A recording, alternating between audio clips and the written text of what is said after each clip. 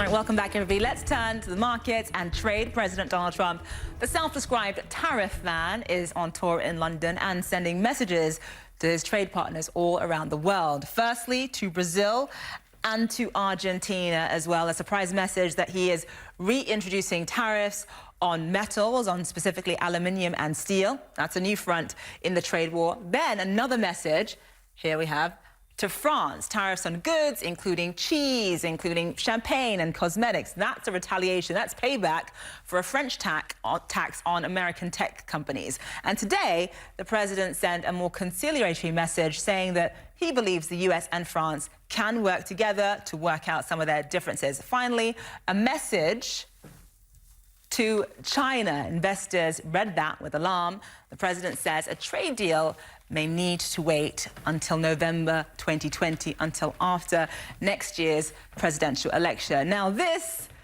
red you see on your screen here was the result. A sharp fall in the Dow. Where are we now? We are down 300 points or so. Massive spike in volatility as well. We are off the lows of the day, but still down more than 1%, with about 15-20 minutes or so to go until the end of trading. Energy, financial and industrial stocks are the worst affected. Okay, so joining me now is David Lynch. He is the Washington Post global economic correspondent. So, David, thank you so much for being with us. Just walk us through, I guess, the economic consequences of all the different trade war fronts that the president has opened with all these countries around the world at the same time.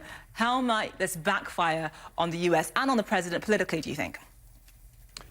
Well, the interesting thing is that the direct economic effect of the trade wars, the various trade wars, is actually pretty muted. It hasn't been that consequential. But the indirect effect in terms of all the uncertainty that's been created by the way the president has prosecuted his various trade offensives has had a big effect on the U.S. economy and the global economy, because businesses just frankly don't know what's coming next. And as a consequence, they're afraid to invest if they might find out that the money they've committed to a market is suddenly going to be hit with new U.S. tariffs. I mean, how do investors handle that? How do investors handle that we are, at any given moment, just one tweet away from an abysmal bloodbath in the markets? Well, it's been a little bit of a bipolar response, I think.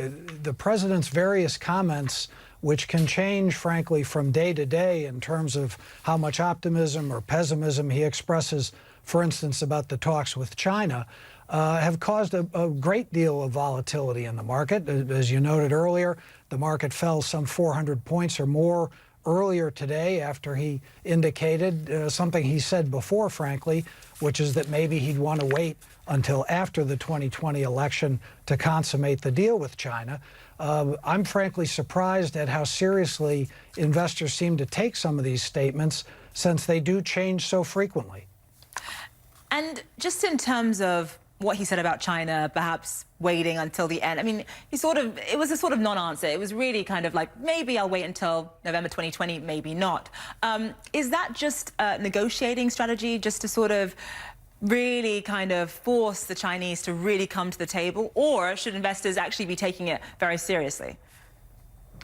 I'm afraid it's a little of both. The president, I think, views these negotiations as ones in which the U.S. has the leverage. He sees the size of the U.S. market and the relative outperformance of the U.S. economy in recent years as giving him a strong hand to play. He talks quite frequently about the economic problems that Chinese President Xi Jinping confronts, and so I think he genuinely does feel that he has a strong hand to play.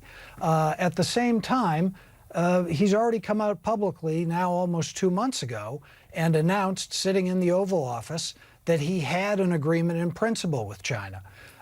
So it would be something of an embarrassment, I think, if he was not able to consummate that Phase 1 deal sometime soon. All right, David Lynch, my first, thank you so much.